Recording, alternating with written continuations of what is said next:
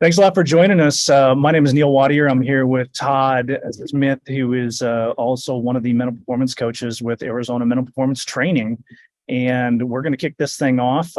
Thanks a lot for joining us. It shows a lot of initiative for you to come in here and learn about resilience and mental performance to support your athletes. This is officially the June mental performance coaching webinar, but this is hopefully one of many that we're going to be hosting, hopefully several per month. So if you follow us on social media, hit us up. We'll make sure that we keep you updated on some of the other webinars that we're going to be doing in the future. Specifically related to sport performance psychology, performance coaching, and mental skills coaching. Arizona Mental Performance Training is dedicated to providing competition tested science-backed mental skills to help you develop an elite mindset, learn to use stress and anxiety to your advantage, and regulate emotions to focus your attention and rebound mistakes. Now, that is a very deliberately created description, and it's very important to me. I'm very attentive to the mental skills, the materials we teach, because I want to ensure our approach is rooted in recent research as well as time-tested competition skills for that mind-body connection to ensure that our athletes, parents, coaches all experience optimal performance. And the skills we teach are universally applicable. What I've realized is the more people I talk to, regardless of performance domain, these skills are universally applicable. Just a little personalization to the person. We do a lot of not only mental skills development, but character development to help people through their life skills and challenges that they experience through adversity. And we also must recognize the potential to teach. Sports are great lessons, but they also have the potential to teach many bad lessons, leading to an unhealthy mindset and ineffective coping skills. So AMPT is a local business with operations located in Phoenix, Phoenix metro area. And although we're capable of a worldwide presence, we're dedicated to establishing a local presence and positively impacting our community. With that, Todd. So we're going to kick off our first webinar here on empowering parents and coaches. The topic is going to be nurturing resilient student athletes. We want to focus on some of the things like understanding the 7 components of resilience, which we'll go over. We'll touch on 3 and give specific tips on 3 of those so we're not overwhelming anybody with information. We want to recognize the difference in role between parents and athletes themselves and how we can help to encourage student athletes to have resilience, which will be differentiated by going over also the 7 components of coaching credibility. We want to ensure that we are able to enhance parent coaching and skills and strategies, because we understand that most parents are putting their kids into a sport program to develop some sort of resilient or positive outcome. We're going to go into quick intros. Yeah. Okay. So this is going to be quick. If you really want to know who we are, we'll talk to you about that. We want to keep the emphasis on the material, but this is me. My name is Neil Wattier. I'm the director of coaching at Arizona Mental Performance Training. I have my master's in performance psychology. I'm an adjunct professor at Grand Canyon University. I'm also the mental performance coach for the rugby team and soon to be retired member of the U.S. Air Force. Awesome. And I am Todd Smith. I had a background in baseball. My father was my baseball coach, and at a time when I needed coordination, competence, character, all these things that sports provide for you, I ended up becoming an obese kid and overcame that through running and strength and conditioning training. Brought to me a great deal of mental toughness, which I took into personal training and all natural bodybuilding. Kind of realized behind all that was the emphasis on what is the mindset behind peak performance. And so decided to pursue a degree in performance psychology. I'm certified in NLP, as well as exercise nutrition, as well as mental performance and boot camp training. So I've decided to take this skills and experience and try to deliver it into our community as a community resource. As well as Neil said, we can deliver worldwide, but we really focus on the community around us to deliver these skills behind personal change and the character behind the process that delivers us the outcome we want. Awesome. So that's us. Okay, so why resilience? So why does resilience matter to us is, most importantly, again, like I said, parents are putting their kids into sports to gain some sort of resilience. We want them to have a positive outcome. We want them to have confidence. We believe that delivering them these challenges will provide that. and sometimes it doesn't. Sometimes they're getting their self-esteem stomped on. Sometimes, depending on the coach, they're feeling like less than. And so for us, it's about being proactive versus reactive. And that was the first bullet that was on this slide. We're having some technical difficulties here. But mine says proactive versus reactive, which is we're not going to wait for a problem to come around. We're going to be proactive, and we're going to deliver these skills to the student athletes so that they're able to turn this experience into something that they're not bouncing back from, that they're moving forward from. And that is mostly by focusing on the process behind the outcome, and then understanding that behind the process is the character traits that drive that process. We want to help kids to develop an inner coach, not an inner critic. And I know that a lot of these coaches' voices or parents' voices can become that voice that we hear that becomes the inner critic in our own mind. And so we want to make sure that we're deliberately developing resilience by putting our kids in sports, not just hoping it happens because they're participating. Good stuff. So as we go through this, I do want to encourage you, if you have any questions, please type them into the chat. We are going to have plenty of time for Q&A later, but I also don't want you to forget anything. So go ahead and type any questions as we go along, things that you want us to touch on or come back to in a little bit. But I also want to make sure that we're respectful of your time and that we remain on task. So what is resilience? In my opinion, my definition of resilience is not a skill in and of itself. Much like leadership training in the military, I come from a military background. They didn't send us to leadership academies to learn leadership. We learn a collection of skills that help us become a better leader. So leadership itself isn't a skill, just like resilience isn't a skill. Resilience is the results. It's the demonstration of the skills that we learn that help us grow and thrive through stress and adversity. Skills that help you grow through setbacks, adapt to challenges, and thrive under pressure. And the skills are very important for athletes because you inherently face pressure and stress, obstacles, uncertainty throughout your athletic journey. And we tend to begin coaching as mental performance coaches using an applied resilience method, starting with self-awareness to understand how the mind and body works. Then we move into the educational process of learning skills and employing self-regulation techniques for self-care and lifelong resilience. Now, parents and coaches, and even us as coaches, our job is to foster resilience by providing constructive feedback, emphasizing the importance of effort over outcome, and helping children, young children, even teenagers, young adults, set realistic goals. And through our support and belief in their abilities, we end up empowering them to face adversity with confidence. Now, I'm about to make a potentially controversial statement, so prepare yourself. Your athlete's journey is not your journey. Your role is to support and encourage their growth so that they become productive adults and create a fulfilling life they are happy to lead. All right. So this is something that we believe is done deliberately, and there are several different methods. There are the 3 C's of resilience, the 5 C's of resilience. The model that we're going to go over is the 7 C's of resilience, the 7 components of resilience, which is a model brought forth by Dr. Ken Ginsberg. And these 7, this whole presentation we've broken into athletes first. So how do we help athletes become resilient? And then how do we become better coaches and or parents that are able to deliver these skills of resilience to our kids? So athletes first, and some tips for the athletes. Second, tips for the parents and coaches to really focus on deliberate development. Nice. And we talk about the 7 components of mental resilience. We're talking about confidence, competence, connection, character, contribution, coping, and control. And as Todd said, this was originally created by Dr. Ginsberg, who was part of the American Academy of Pediatrics. This was all the way back in 2006. And what they did is they created a framework of 7 independent but related components. Studies in resilience have shown that athletes experience stress different from non-athletes.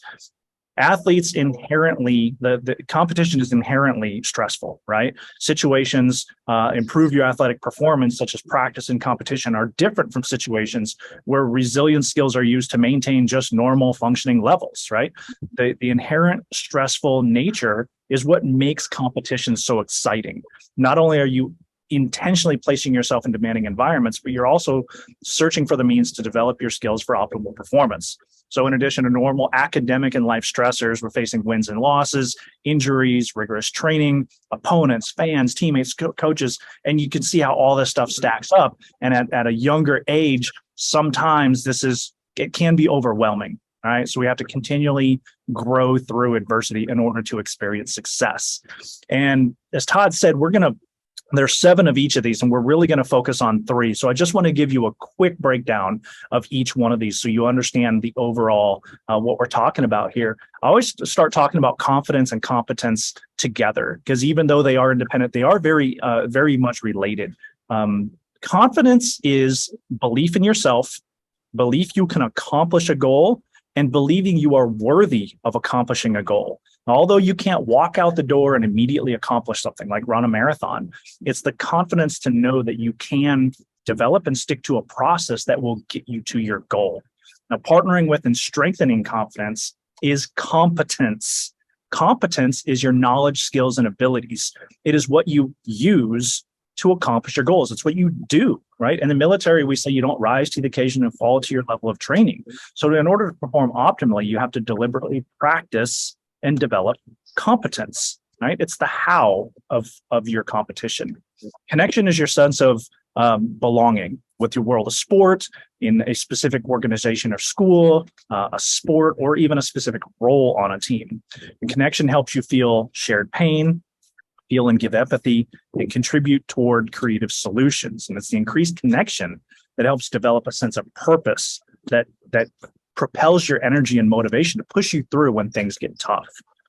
Character, I'm not going to touch a lot on because we're going to come back to this one, but it's your distinct traits and your qualities. Contribution is the part that someone plays in bringing about a result or helping something advance. So when we think about a successful team, sometimes we think about superstars, but superstars and the loudest voices are not the only contributors. They may not even be the most significant contributors. Think about American football, right? And I have to say American football because I have a lot of people that I know from across the pond. They're like, that's not real football, right? So in American football, the linemen block for the players who gain the stats. And the linemen do not get much attention, of course, unless they make mistakes, right? But they know their worth and they understand how they contribute to the team. So knowing how you contribute builds confidence, helps you recognize your competence, and feel connected to your role, team, organization, and sport. Coping is your ability to deal with and grow through problems and difficulties. Skills and strategies. This is what we talk about when we say competition tested, science-backed skills. Coping is not an idea. Coping is an active process of learning skills so that you can do something about what is happening to you or around you. Finally, control. The more you feel you have some sense of input and choice, the better your choices and decisions will be. Control is your ability to focus your energy and attention or change the circumstances of a situation. But really, how much control do you have over your environment? Usually not very much. So control is usually an internal thing. What can you control? Focus internally, thoughts, behaviors, attitude. So, right. And much like money, you only have so much attention and energy to spend. So you have to spend it where it makes the biggest impact. You can't throw your attention out into the fact that, it's windy out here out the pool. I can't do anything about that. Right. And even if the outcomes are ultimately uncontrollable, your energy and attention are best focused on performing your best, doing something about what is within your control. Okay. Todd. Great overview. So we're going to zoom in on 3 of them. We wanted to share all 7. We wanted to make sure that there's an overview because there is just so much overlap between these 7 components. Although to provide tips, actual tactical tips for anybody for all 7 is definitely overwhelming. So we wanted to focus on confidence, competence, and character. And again, as he said, confidence and competence go hand in hand. So I'm going to touch on those 2 first. They really create a loop, or we like to think of it as a spiral upwards. As you gain more competence, you get more confidence. As you get more confidence, you are more likely to stick to the process that would give you those skills. And so the first thing that to me is most important is to increase your skills. And that, to many people, they already understand that physical skills, technical skills, weightlifting, specific moves that you need to practice. We already know that we have to do those things. What we don't understand is the skill of the higher faculties, if you will, the memory and the things that we're seeing in our mind, the things that we're saying to ourselves control the things that we're doing. So are you able to control the skill of saying positive things to yourself? Are you able to stay in an optimistic mindset? Because we know that the confident athlete is saying confident things to themselves. And those need to be very focused on concrete, grounded truths with that person. And so that's something that I feel like would be a question if it wasn't answered here, is that like, I'm the best athlete, I'm a champion, I'm going to go crush this. It's like, there's certain things that we don't know that for sure. Are you the best? Maybe not. But are you a fierce competitor? Absolutely. We can ground ourselves in truth of knowing that I've got a certain skill that someone else may not have. And to find those strengths within ourselves is incredibly important. So increasing our skills to deliberately imagine what we want to imagine happening with the future, to deliberately use our memory to pull up things that we've done in the past to show us the strengths that we have, to show us the adversity that we've already faced, that we've already grown through, to know for a fact that we have these skills. So confidence and competence, again, go hand in hand by first increasing your skills, the mental skills of deliberate imagination and deliberate self-talk. And then also, again, just as he said, the control component, the seventh C of the seven C's of resilience, is focusing on what you can control so that you can provide a certain level of certainty for yourself.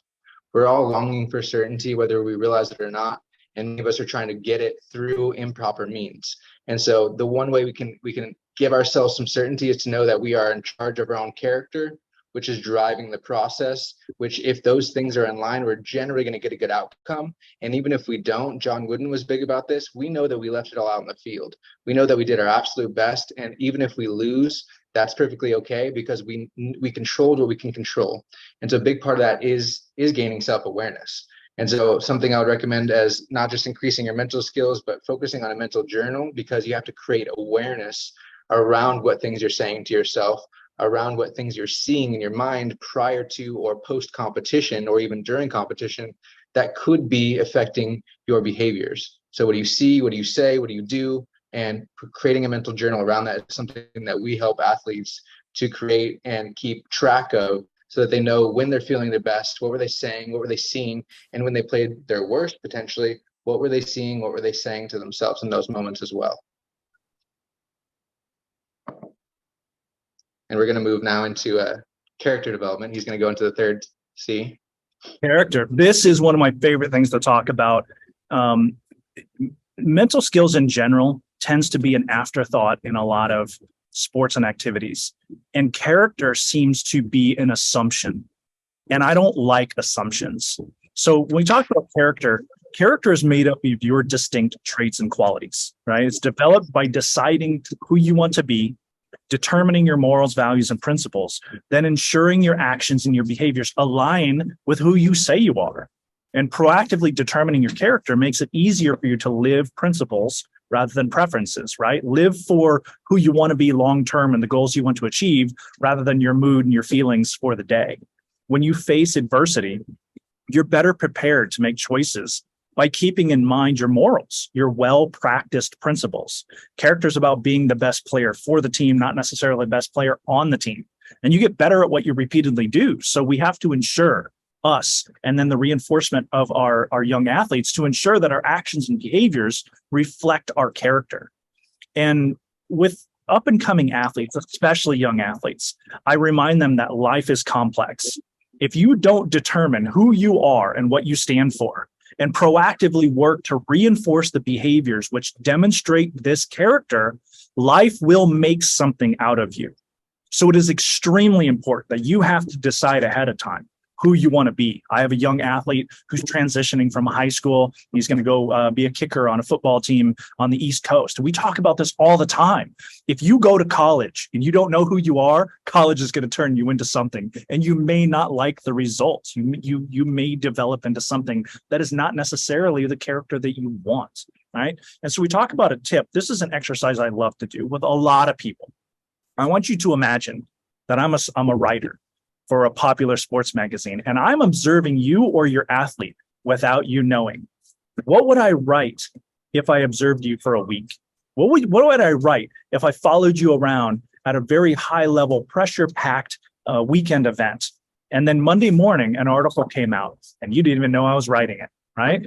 And I want you to think about what would that look like, because your behaviors and your actions demonstrate your character. You can say who you are, but really it comes down to who you act and how you behave, right? And so I want you to think about and help young athletes understand that the behaviors that you show, the behaviors that you reflect, need to be deliberate. And you need to determine who you want to be, your morals, values, principles, and then figure out and write it down, journal about it. What do I have to do to demonstrate this character? That is deliberate development of your character. Extremely important. Okay. Yes, and that's going to move us into our 7 components of coaching credibility. So again, the first 7 C's are mostly related to your athlete and what the athlete can do to build those things, and how we can oversee that process. But most importantly is our own credibility as coaches, knowing that parents are an extension of coaches, knowing that coaches have a responsibility to deliberately develop these skills for their athletes. And so the 7 T's are going to be very similar for these components because of the fact that to be something that we need to model, as Neil was saying, for the kids if we expect them to show it. And these things are not easy to always model. We can know them. It's one thing to know them. It's another thing to put them into practice and to actually exercise them. And so those are going to be character. Again, we don't really need to go over character. We need to be consistent. We need to be extremely consistent with how often we're doing this so the athlete's not getting a mixed message. We need to be communicating extremely well in the way that we choose to communicate, in a way that's not damaging, in a way that is building up an athlete and also delivering truth to an athlete as well. We don't need to, we know that the confidence method of giving everyone a participation award, telling everyone they're amazing, is not what delivers confidence. What delivers confidence is competence. So we want to make sure that we're communicating in a way that is truthful, that is helping them to deliberately develop the skills that they want to have. Next thing is going to be competence. We need to be competent of these factors, of what it takes to communicate in a way that is developing your athletes. We need to actually care. And I know that most of you, especially if you're on this, you definitely already care about the athletes. So we just need to make sure that that's showing in the way that you're communicating consistently with the athlete. Another thing is going to be commitment. So commitment to these things when they're hard, when the athlete is being lazy, when the athlete doesn't seem to care. Like, how do we take that person who's extremely disengaged and show them that same level of care and character and stay true to ourselves so that we can help them build their confidence, which is the last one. Confidence builder is something that's incredibly important. And so again, we're going to zoom in on 3 of those and try to give a couple tips, and Neil will jump into those for you now.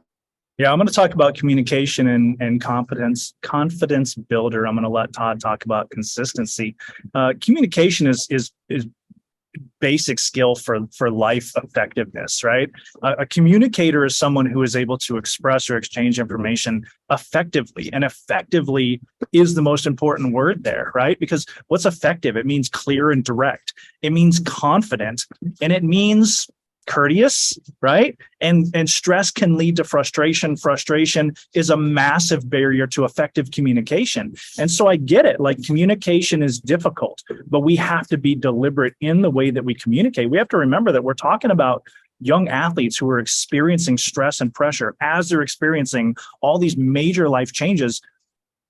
I try, and I still have a hard time of remembering what that was like. So I have to employ a lot of empathy and a lot of understanding that I really don't remember what it was like. I remember it was difficult, and I remember I used to get frustrated with my parents and my coaches, but I don't remember what that was like. And so I need to be effective as an adult to help them grow and thrive, right? So communication includes the sent message, the received message, and all the static and interference in between the two. And we have to consider not only what we're saying and how, but we have to consider how the other person may be receiving the information. All right, what's their mental state? When is the best time to communicate your message? Right after a difficult event may not be the best time to talk details about what happened in the event, as much as we want to. We want our child to be successful. We want our child to learn. We have to consider not only what we're communicating, but how and when. Right? As the parent, we have to acknowledge We have to acknowledge we may not be the best person to communicate the message we're trying to send. I do this for a living, and I have to understand that being a parent is probably inherently a barrier with communication with my children, right? Use the example of my son came back from a weekend of hanging out with Uncle Craig. He's like, man, you're not going to believe Uncle Craig did this and he said this. And I'm like, I've been telling you that for 6 months, right? But Uncle Craig tells you this once and suddenly, he's a genius and he's got all the wisdom, right? Frustrating, but we have to acknowledge that sometimes we're not the best person to get that message across. Ways to enhance communication with your young athlete is make sure that you're balancing positive and negative. And those are subjective terms, and I get it. But research has shown that negative input has been shown to be 4 times more powerful than positive. So if you give a negative input, and you might be considering it constructive criticism, but if you provide a negative input, you have to give 4 or 5 times the positive input in order for them to overcome the negative. And your relationship with the individual is going to matter, but you have to understand the effect that your communication style and your communication content and your communication timing can have and how they receive what you're trying to communicate. I get hot and cold on the whole positive negative thing because they are so subjective. So I tend to think more along the lines of healthy, unhealthy, productive, counterproductive, and ultimately, what am I trying to get out of this communication? What is the goal here? And having an idea of what's the productive outcome I'm going for can sometimes change your attitude and your perspective so that you communicate a little bit more effectively. Focus on the intended outcome, determine how you can best achieve the results you want. And sometimes the best answer may not be to say anything at all, right? Just show love and support. Especially younger athletes, we tend to be to get caught up in the competition and all this, and we sometimes forget that some of these athletes are 8, 9, 10, 11 years old. Sometimes just give them love and support and let them have a good time, right? As I said earlier, I don't like assumptions. I like to communicate effectively, and if it's not going to be productive, just may not be a good thing to say anything at all, right? Be confident in the way that you communicate, and confidence comes from time and doing things effectively repeatedly. So have confidence in your communication style. And if you don't have confidence in your style, let's work on that, right? I want to move into, so we had communicator, and then we had, sorry, I'm getting lost in my notes here. Confidence. There we go. Yep. Confidence. Yep. I forgot to put a space. Yep. Okay. So we talked earlier about, confidence is the belief that you can accomplish a goal, and it's strongly related to sport and academic performance. So, right. So how does that matter for you? There's that reciprocal relationship where your interpretation of success or performance informs or alter your self-belief affecting future performance. And so we have to consider the whole package of self-belief, self-confidence, self-esteem. And how do we as adults build confidence in other people? Self-esteem is, for young athletes, can be very fragile, but you don't build self-esteem by focusing on self-esteem. You don't build confidence by focusing on confidence. You build confidence by focusing on knowledge, skills, and abilities that people can use to gain success, have success, and focus on what they can control. I can control my attitude and my effort. I can control how I present myself to an environment and practice my best with a good attitude, listening to my coach, and trying to do the things that are going to make me a better athlete. The things that I do result in more confidence and more self-esteem. So you don't tell them that they're amazing athletes. You don't tell them that they're so smart, because what happens if they come home with a bad grade on a test, right? That's hard. So you focus on effort. Effort leads to confidence. You have to trust the process. If you have a process in place, you will eventually get the results. Sometimes that includes a plateau and occasional step back, but you have to teach them to trust the process and keep moving forward. All right. So confidence includes self-concept, the thoughts of what you have about yourself, your self-belief, your self-esteem. And ultimately, what we're talking about is love, respect, so that they can enjoy their journey and they can become who they are meant to be. All right. And then so the next component, third component, would be consistency. And Neil kind of touched on some of the things that I'm going to touch on, which there's a great story that I want to hit on first. And we probably all heard this story about the stonemason hitting the stone time after time after time. Doesn't seem like anything's happening. And on the 100th time, it finally cracks. And we all know it wasn't that one hit that cracked it. It was the 99 before where we kept going. And so sometimes it feels like nothing is happening. I'm trying this positivity thing. I'm trying to be kind to them. And it just doesn't really seem to be getting through. And we all know that athletes have these ebbs and flows. And so we need to respect that. We need to also understand the negativity, as Neil said, how much more powerful it is when someone says something negative to you. And so we understand that if we can't regulate ourselves, if we can't prevent ourselves in that moment from saying the thing in the moment, as Neil said, we don't always want to say it right away. It is the best time to give this feedback to them, but it may not be the best emotional time for them to receive that. And so we have to be able to regulate ourselves as adults to understand that maybe on the drive home, I'm going to just keep my mouth shut. Maybe even though I really, really badly want to say something to my athlete, like it's more about me in that moment. It's like I want to say something to my athlete, not that my athlete needs that in this moment. Maybe my athlete needs some silence, needs to think about things, needs to reflect to themselves, needs to calm down emotionally. But for me, I want to say something to them. And so that ability to regulate yourself is going to be the most important thing to consistency in our world. And so emotional regulation is huge. Stress management is huge for making sure that we are able to consistently, day after day, deliver the message that we want to be delivering, living in line with our personal character so that we're modeling the things that we want them to develop in themselves.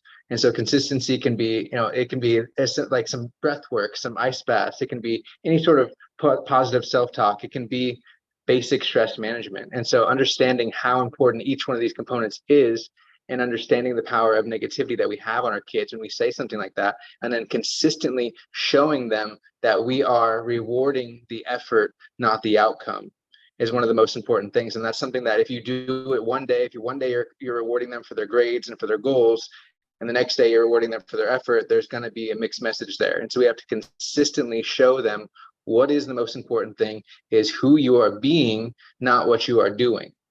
So being versus doing is incredibly important. And so the best way to do that, I think, as a parent, I have an 8-year-old and a 13-year-old myself, is to manage my own stress, because we already know most of this stuff. And I think that a lot of the stuff that we'd be sharing with you as coaches, you already know a lot of this stuff, but it's putting it to work. It's getting the experience doing it. It's being able to deliver that consistently. And most often that's going to show up when we're being reactive versus proactive, when we're not able to respond the way we want to respond, reacting versus responding.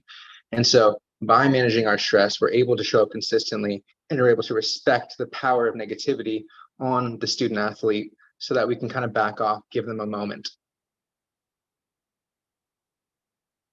Well done. I love it. And look at that. We are right on time for a summary.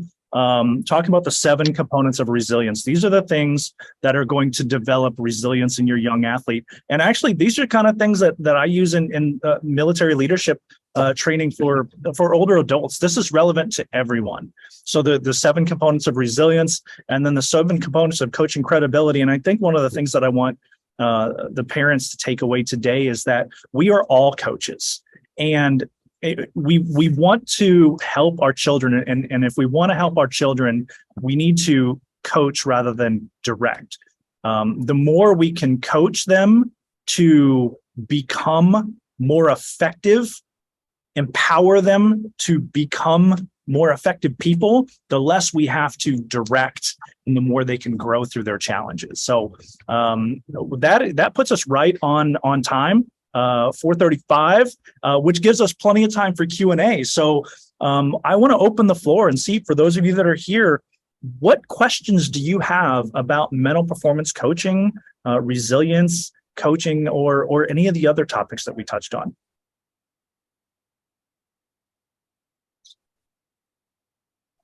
And I definitely have some frequently asked questions that I printed out. I can challenge Todd with some questions if you guys don't have anything. We'll wait another second, and then we'll go over a couple of questions that might be asked. So I actually had a young athlete come up to me today. I was pretty impressed. He came over without his parents, and he came over and he's like, "So I heard this. What do you do?" I'm like, "Oh, like, okay." Starting from scratch. So mental performance coaching, at its basic, is how do you learn skills to grow and thrive through stress and adversity, to bring your practice skills, physical practice skills, to your competition, through learning a collection of skills, whether that be gratitude, self-talk, visualization and imagery, pre-performance routines. There's a lot of things that we can talk about, but it really comes down to you have to be mentally prepared ahead of time. This is not the kind of stuff that you can think about. We could be talking about push-ups right now. And we could talk about the form and the number, how many you should do, how often you do sets. But until you get on the face and push ground, you're going to get no benefit from push-ups. So mental skills are the same. You have to practice skills in order to gain the benefit. And of course, I could talk forever. What anybody out there? Okay, we did. I see a question here from Dave. Okay. I'll let Neil go on this next, but I want to just jump on this real quick. Like, how do you convey this info to kids without them feeling like my parents think I need help? And so again, that to us is the proactive versus reactive, and really trying to change the stigma around sports psychology so that we're not waiting for them to have a problem ever. I mean, if they already have a problem, we can help them get through that, but that's never our goal. Our goal is always to optimize. And so we want kids to understand there's already a process there. Like, it's not necessarily that it's a problem, but it could be giving them some sort of problem. We just need to create self-awareness around the process that they already have, and to help them create a better process. And that comes through self-awareness. Self-awareness is always step one. And so just teaching kids that there is a thought in their head, that they are talking to themselves, that there is a mental picture that they're going to when times get hard, that they're creating before competition, that there's things that they're saying to themselves, and that there's memories that they're pulling up and holding on to from past failures. Like, simply creating awareness around the process that they already have, so that they can create a better one. Because without the awareness, they just think that's how life is. This is how I am. This is how it is for me. And that's not really true. It's like they created a process through some sort of coping, through some sort of life's issues. We all have our own experiences of life. And so really just promoting, like, each one of us has a process. And the more that we can create awareness around the process, there are times where you know that you're doing it well. There's times where you've succeeded, and maybe you don't know how you did. So creating that conscious competence, or even unconscious competence, where they're able to do it without even thinking about it, and promoting it as mastery over, we're helping to solve a problem here. I don't think anyone needs help. I think that everyone wants to master their sport. Everyone wants to feel success. Everyone wants to have a positive outcome, and that's going to be driven by that process. And so understanding that there is a process that they're already employing, creating awareness around that first, so that we can then begin to change it. And I like that idea that we're not trying to fix anything. And I think it's important, and I got to make sure that I add this in.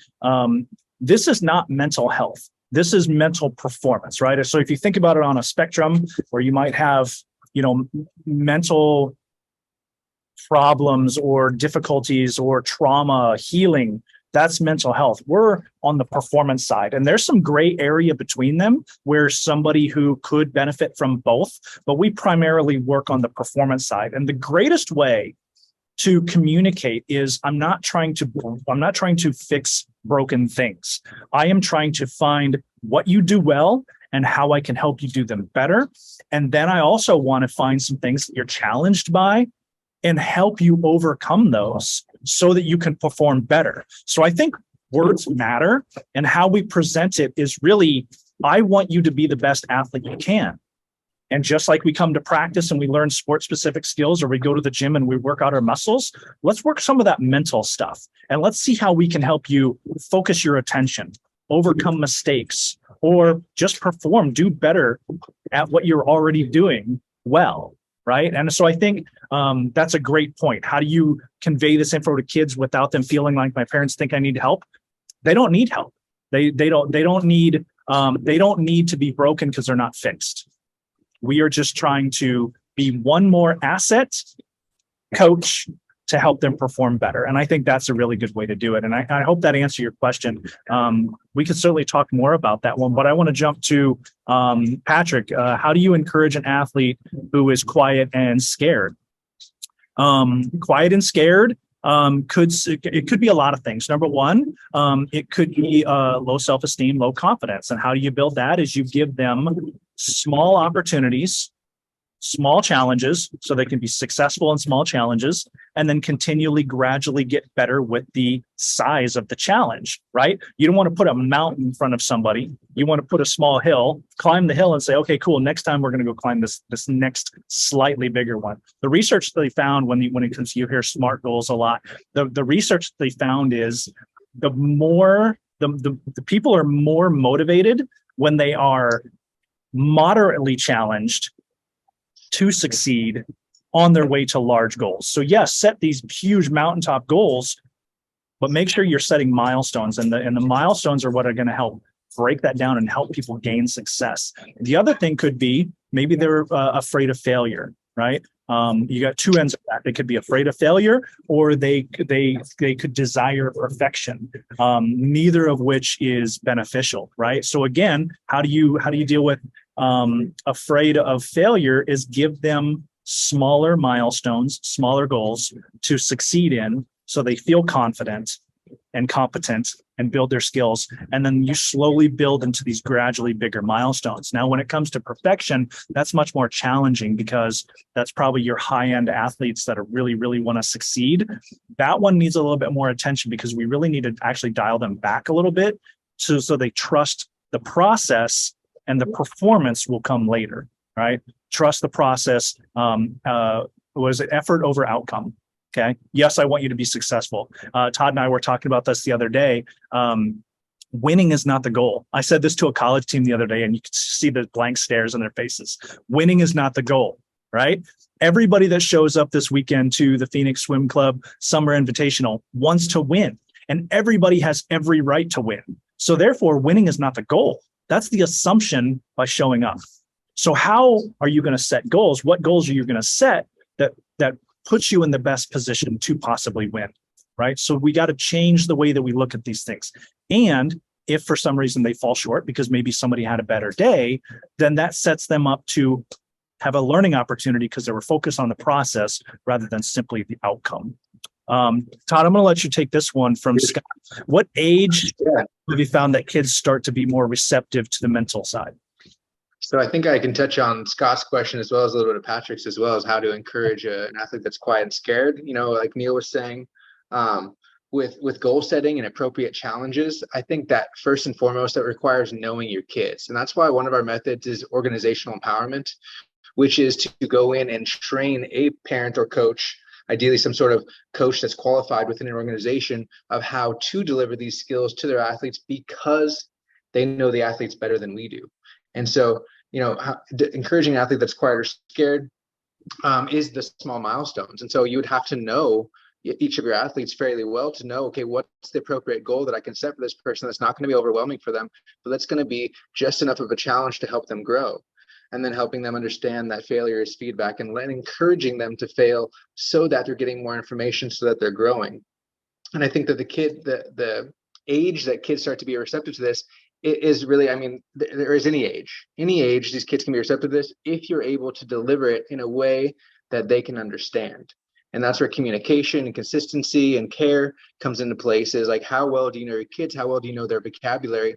How well can you distill this complex information into something that's simple that they can get? Because I mean, my 8-year-old loves this stuff. My 8-year-old loves, like, we go on runs together, we go on jogs, and we're constantly focusing on self-talk and what the mind does and how the body wants to fail, but the mind can push the body further. And these are things that if you can make it simple, the better you are at making it simple, the younger that you can deliver it to the kids. And so that's something that we really like to focus on, is making this very simple and delivering it to a coach that is able to distill it in a way that is true to the kids' vocabulary that they already have. It's very important to know what words are too big of words, know what complex, concepts are too big for the kid. And that's something that we as coaches from the outside may struggle with. We're going to come in and we're going to act like we're the experts. We don't want to do that. We want to empower the people that already know these athletes to deliver it in a way that will best suit that specific age group that you're dealing with. Maybe you're dealing with an 8-year-old, maybe you're dealing with a 16-year-old, 21-year-old. Each of those is going to be at a different stage in life, dealing with different experiences, and it's going to have a different vocabulary and understanding of psychology. And so by just creating these complex things into simple to understand things, I think that we could really deliver it at a very young age. And we're able to encourage people by knowing where they're at and creating those appropriate challenges and setting goals that are very specific for them at their age and development. And I've also used these with my sons are 9 and 11 years old. And, during COVID, 2 years ago, one of our favorite things was to go to the skate park. One of them's a skateboarder, one of them's a scooter. And, of course, the one on the scooter was fearless doing his thing. And the one who's a couple years older actually had some hesitancy about the skateboarding skills and dropping into the bowl and taking the loops and stuff like that. And so we actually employed those things right there at the skate park. And we would end up in these conversations. And it was actually kind of cool because then some other the skaters would hear us talking and they would actually skate by and they'd be like, and they would come back again because they were so interested in the conversation because it was so meaningful. And these are 8, 9, 10, 11-year-olds. And it was so amazing to see. And I remember the one day I actually got a video of it when I finally got Jackson it was a very simple drop and then over a bump, but it took us about an hour to get there. I think that's huge. Knowing, like I said, knowing your kids and where they're at is going to be huge for delivering that. And then also, as a parent or coach, you're incredibly in charge of the feedback that the kid's getting and the reinforcement that they're getting. And so by being consistent, as we touched on before, being consistent with what you're giving feedback on, like when they're having a failure, how are you approaching that failure? What are you saying to them about it? And what are you rewarding? What are you patting them on the back for? Are you patting them on the back for who they're being? Are you patting them on the back for the effort that they're taking? Or are you patting them on the back when they get a goal? So really, it's really hard because we've all been conditioned to be like, oh yeah, awesome, good goal, you're a winner, you're badass, whatever. And so to really kind of pull back and be more intentional about promoting and rewarding the effort is something that we can do at any age. 3-year-olds, 4-year-olds, 5-year-olds, at any age, can we go through and can we make sure that we're rewarding that effort that they're taking and who they're being and the process that they're going through rather than the outcome that they're getting. Good stuff. Okay, so Shen was asking about example of group lesson 101 sessions. So yeah, we present our information in several ways. So let's start with the one-on-one. These are very they become very intimate relationships in that you really need to dig into what is the root cause, because a lot of times the initial conversation is going to be a couple layers until you really find out what's going on. I give an example of a young swimmer who I was working with. And we had been working one-on-one, and then I came to the pool during one of her competitions, and she had a poor performance, relatively speaking. And it was actually a good performance, but she was being hard on herself, and she didn't like her performance that morning. And so we sat down, and I said, well, what's going on? And she's like, well, I'm just so stressed. I just don't feel like I can perform. And I said, well, what's stressing you out? She goes, my mom. It wasn't the competition. It wasn't the person next to her. It was her mom. And so I went and had a conversation with her mom and just said, hey, this is what she said. And her mom's like, well, I didn't even realize that. I simply just told her, like, well, we're spending all this money and I don't see you performing. Like, what's going on here? Do we need to put you into a recreational a recreational team, or do we stay with the competitive team and try to figure out why you're not performing? And she was trying to be very helpful. And I feel like she was saying all the right words. But again, her daughter was receiving it as, you need to perform or we're going to take you off this team. And so getting them together and then having a conversation of, let's effectively communicate what is the goal here. And so I asked her, I said, well, what's your goal? Why are you here? You're not just a swimmer, you're an athlete. So why are you here at the pool? Why are you swimming 5 days a week? And then you're given an entire weekend at a pool doing these competitions. Why are you here and not somewhere else? And she's like, well, swimming's so much fun. I love it. And I said, that's it. That's all you get to think about the rest of the weekend. Stop putting the pressure on yourself. Stop making assumptions about what your mom's saying and just go out there and swim. And she had an amazing race in the afternoon. She didn't win a medal. She didn't win first place, but she came out of the pool beaming, because she just felt like she gave it her all and she went back to having fun. And so that's an example of one-on-one, where a one-on-one conversation, a one-on-one relationship allows us to really get deep into what they're experiencing, what they're doing really, really well. What are their goals? What are their passions? And how can I help you through some of the hiccups and roadblocks that you might be experiencing? Right? As opposed to, say, like a group session or a team session, those are also exciting in their own way, because sometimes people don't know the words to use. They don't know what they're feeling. They don't know how to put it into words. They don't know how to express, right? Because, we use anger as an example. Anger is usually a secondary emotion, meaning I feel angry because something else, right? Well, why are you angry? Well, I'm frustrated. Well, okay, there you go. We're starting to get a little bit deeper. And so by being in a group environment, sometimes you can hear other people say things and it starts to make sense when you maybe didn't have the language for it. Todd, what thoughts do you have? Yeah, so example contents of group lesson or one-on-one sessions. So I'd say group lessons first and foremost would be coach led. So we'd be reaching out. If we're going to be addressing a group, it's usually going to be because a coach has reached out to us, a facility has reached out to us.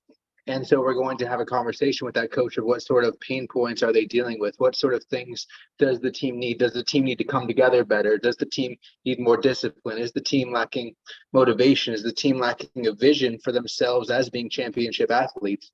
And so those are things that are going to be very much driven by the coach. Again, pointing to the fact that we don't think that we know everything. We want to come in and help the best we can. And we want to take as much advice as we can from the people that already know the athletes. And so the coach knows the athletes better than we do. They tell us what the problems are. We come in and we deliver the best lesson that we can for the group. And so usually that's done through, we can do it on Zoom. We can do it through a private Zoom. So this would be more of a public Zoom. We could do a private Zoom specifically for a team. We can come in and deliver talks on a more basic level. If there's no specific problem they're dealing with, they just want to kind of provide us as a resource for the team. Or we can come in very specifically and address something that may be an issue that the team is dealing with. When it comes to a one-on-one session, as a former personal trainer, I like to think of it like this. If you were an athlete and I was a personal trainer, you would come to me with things that you're already good at. Maybe your squat's great. Maybe your legs are strong. But maybe your back is weak. And so you're having some rounding of the back as you're squatting. There's going to be certain things that we're going to see that are weaknesses through either your performances, because we can watch your performances, or we're going to see that through the conversations that we have, by the questions that we have, by the assessments that we have. And so we'll take you through a one-on-one talk, again, on Zoom, or we can do in person. And we would be able to discover, okay, maybe they have great character, maybe they have great communication, maybe they have great discipline, but they need to work on their goal setting because they're not being very realistic with themselves. Maybe their expectations are through the roof, and so they're constantly feeling bad about themselves. And we need to kind of set more manageable and realistic goals for them. It's going to be different for everyone. So I think the one-on-one sessions are incredibly powerful for us to be able to get to know the athlete and to do certain assessments that will allow us to see where those strengths are and how we can double down on some of those strengths, and where the weaknesses are and how we can kind of develop those weaknesses into potential strengths or a more well-rounded package, just like a personal trainer would. So I'm actually at the pool, and one of the buses showed up, so I had to walk to a different area. If anybody has any other questions, we're happy to stick around for a little bit, but I also want to make sure that I'm respectful of your time and we close this thing appropriately, as we said we would.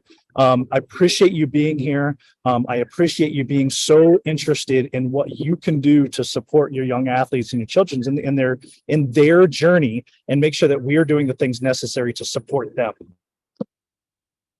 Awesome. Yeah. And I just want to thank you all as well for showing up. It's an awesome to see where mental performance and sports psychology is heading, really getting rid of the stigma of things being wrong with people and understanding that psychology is being underutilized to develop kids into the best people that they can be. And that's really what we want to do. We want to be a resource for people.